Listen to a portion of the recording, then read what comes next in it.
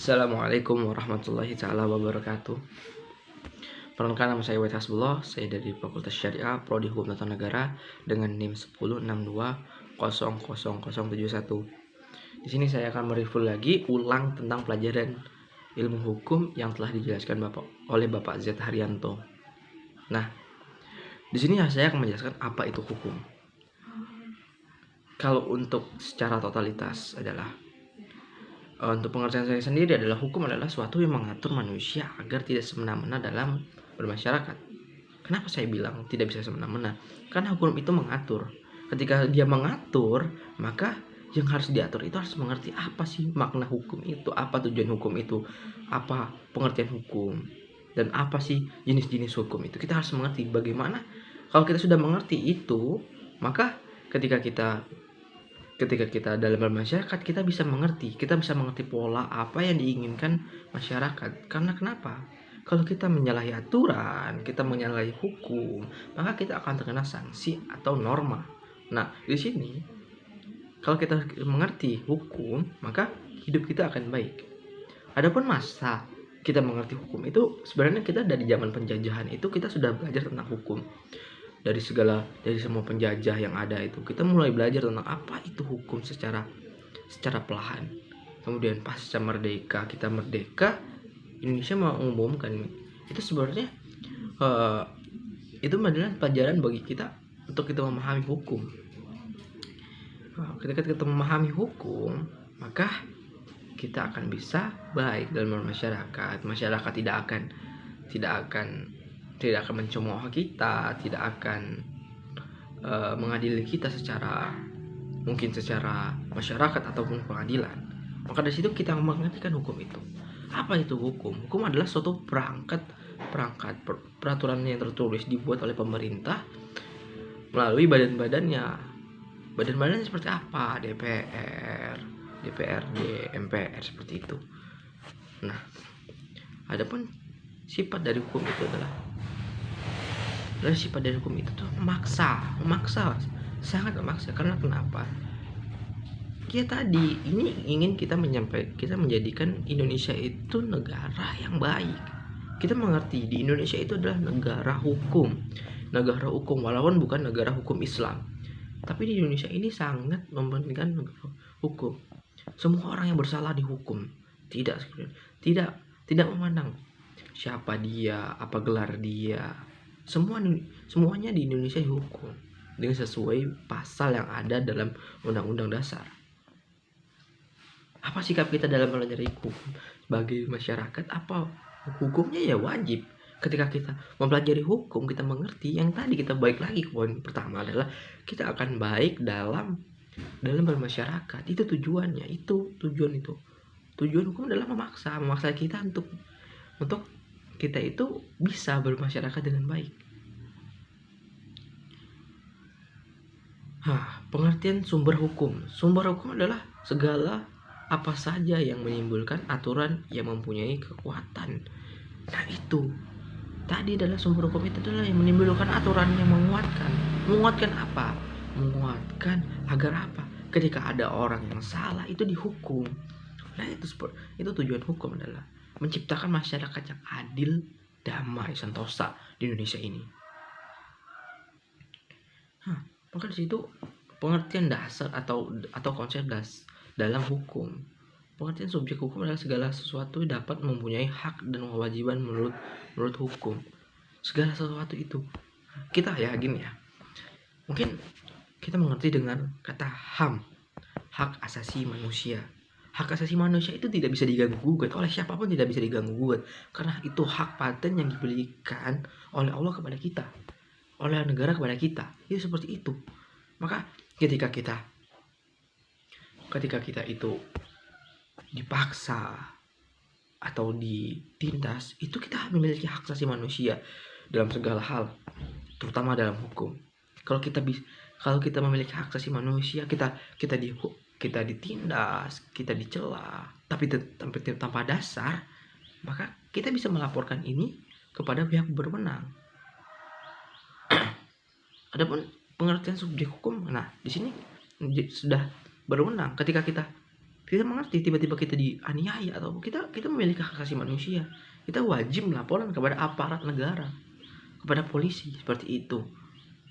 Jadi tidak semena-mena di Indonesia ini, tidak bisa semena-mena orang bisa hidup bebas, menyiksa seseorang, menganiaya seseorang, membuli seseorang, bahkan menindas. Itu udah bisa, karena di Indonesia itu memiliki di seluruh dunia malah memiliki hak asasi manusia. Apa itu hak asasi manusia? Adalah suatu yang melekat pada diri kita secara totalitas, tidak bisa diganggu gugat oleh manusia lainnya. Di sini kita akan membahas tentang lagi pengertian objek hukum.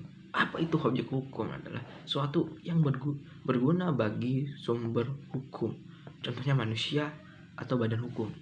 Nah, ini objek hukum adalah kita. Objek yang diciptakan hukum adalah kita. Kenapa? Karena tadi itu bagian untuk mengatur manusia agar bisa mengerti apa hukum, apa tujuan hukum dibuat di Indonesia. Bahkan di seluruh negara di dunia ini, dia memiliki aturan yang berbeda. Walaupun berbeda, tapi tujuannya tetap sama. Karena kenapa? Hukum itu mengatur masyarakat agar tidak semena-mena. Karena hukum itu memaksa, itu jatuhnya memaksa manusia agar bisa mengerti, agar bisa bermasyarakat dengan baik. Kalau kita bermasyarakat dengan baik, maka kita tidak akan terkena sanksi atau norma yang ada di dalam masyarakat itu sendiri. Hukum itu bukan hanya hukum di Indonesia, bukan hukum negara aja, hukum adat juga ada. Contohnya hukum adat seperti apa? Ketika kita mungkin ya seperti itu, di hukum adat adalah yang ada di dalam desa tersebut atau dalam satu kelompok itu ada hukum adatnya.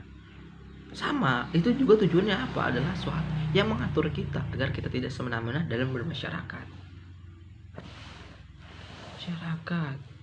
Hak dan kewajiban kita. Hak adalah izin dan wewenang yang diberikan oleh hukum terhadap setiap subjek hukum. Itu kepada kita sendiri. Hukum terbagi dua, itu mutlak dan mutlak dan nisbi. Hal mutlak itu adalah yang melekat. Mutlak itu ada, secara ada gitu. Jadi maka dari tadi kita balik lagi ke ini adalah satu mungkin hukum itu adalah suatu yang tadi memaksa. Maka dari situ kita sebagai manusia, apalagi kita sebagai mahasiswa dan lainnya, kita mengerti, kita belajar di hukum dari awal, apa pengertian hukum, bagaimana hukum terjadi. Nah, di situ kita akan mengerti apa tujuannya. Banyak orang bertanya, apa sih gunanya hukum ini, apa sih ini? Soalnya kalau dia mengerti apa itu hukum, maka dia akan baik, tidak menyalahi aturan. Wajib adalah suatu beban yang ditanggung oleh seseorang bersifat kontraktual. Jadi wajib kita untuk menanamkan itu, dan ini adalah kita mengajarkan hukum itu tuh dari awal. Ketika kita memiliki keluarga, kita dari forum keluarga dulu kita mengertikan hukum kita dengan baik, kemudian kita naikkan lagi ke masyarakat, bahkan negara. Kalau awalnya kita menegakkan hukum itu dari awalnya dari keluarga, itu dari pola kita. Kalau kita di keluarga kita memiliki hukum yang baik, maka selanjutnya akan baik juga, seperti itu. Dan mungkin itu saja pengertian hukum dan penjelasan tentang hukum dan apa sih hukum itu terus yang ada di Indonesia. Dan bagi saya adalah sekarang ataupun kapanpun, kalau kita menjalankan suatu hukum dengan baik, maka Indonesia akan baik. Dan mungkin kalau kita menerapkan hukum secara total, maka yang namanya koruptor, orang yang sering korupsi itu bakal hilang di Indonesia. Ya, mudah-mudahan dengan penyampaian ini teman-teman semua bisa dapat mengerti. Terima kasih. Mungkin mohon maaf kalau ada kata saya yang berbelit-belit dalam penyampaian ini. Saya mohon maaf. Saya akhiri. Assalamualaikum warahmatullahi taala wabarakatuh. Dan tambahan untuk soal nomor 2 adalah memberikan kritik dan saran.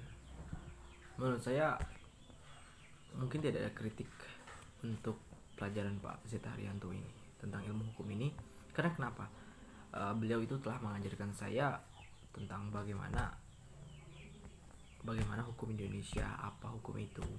Dan menurut saya untuk pelajaran Pak Z Haryanto ini sangat menyenangkan, karena saya mudah memahami apa itu hukum. Yang awalnya saya tidak begitu mengerti tentang hukum di Indonesia, saya bisa mengerti mulai dengan pelajaran ini.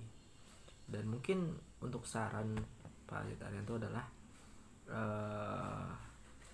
mungkin dari saya sendiri adalah untuk materi yang diberikan itu untuk penyampaiannya mungkin agak lebih diperbanyak sedikit, agar semua mahasiswa itu bisa lebih mengerti.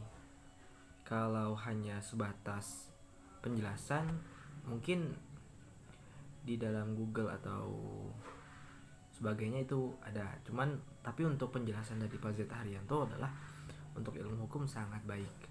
Dan saya berterima kasih kepada Pak Z Haryanto karena telah mengajarkan saya dan teman-teman saya, dan bisa membuat saya lebih paham kepada ilmu hukum. Sekali lagi saya berterima kasih. Itu mungkin saran dari saya.